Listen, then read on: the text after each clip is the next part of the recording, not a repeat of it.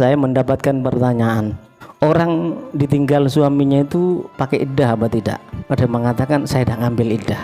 Iddah itu masa tunggu itu wajib. Tidak ada orang yang beriman kepada Allah, laki atau perempuan, keluarganya meninggal, istrinya atau saudaranya tidak menjalankan iddah. Yang tidak menjalankan itu dosa besar.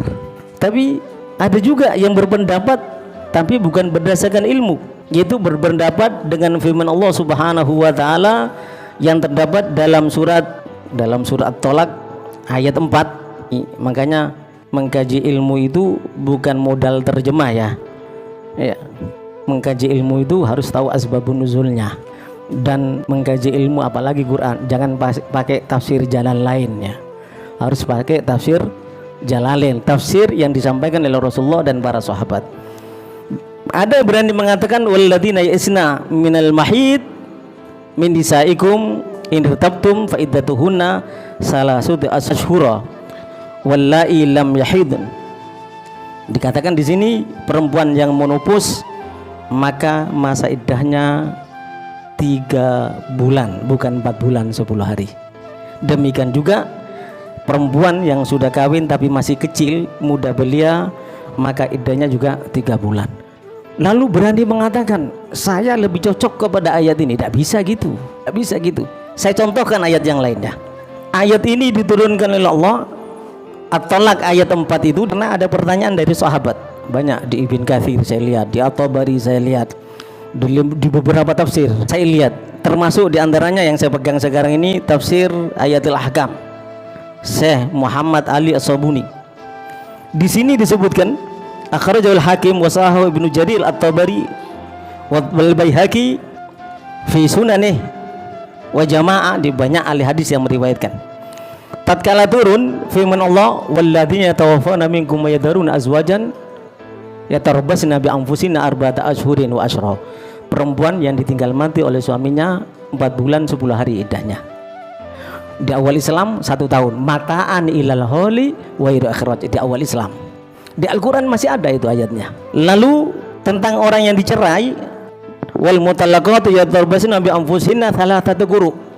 Kalau orang dicerai oleh istrinya, sucinya 3 kali, iddahnya 3 kali sucian, habis itu boleh kawin.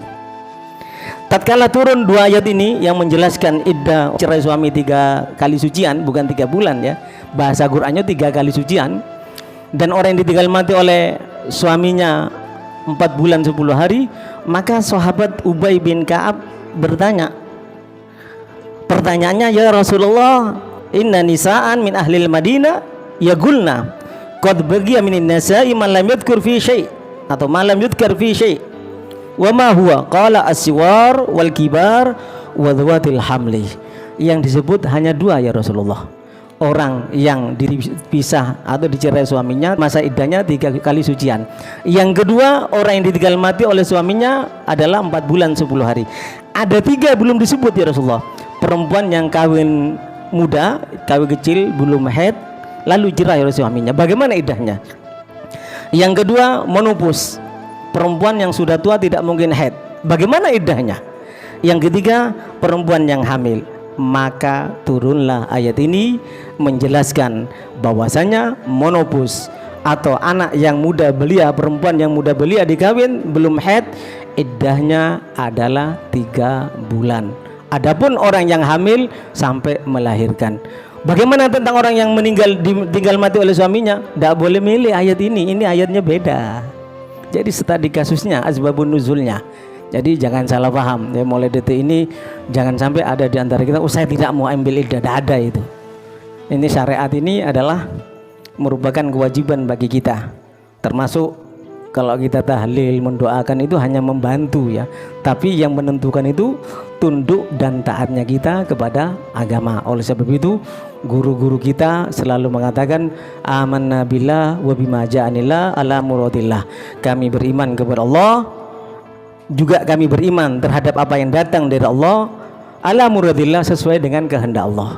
Amanna bi Rasulillah, kami beriman kepada Nabi Muhammad, wa bima ja'an Rasulillah, beriman juga kepada apa yang dibawa oleh Nabi Muhammad al-hadis, wa ala muradi Rasulillah, sesuai dengan kehendak Rasulullah, bukan cocok-cocokannya. oh saya cocok ambil ayat ini saya tidak pakai, tidak bisa gitu. Jadi man fasaral Quran bi ra'yi falyatabawa maq'adahu minan nar.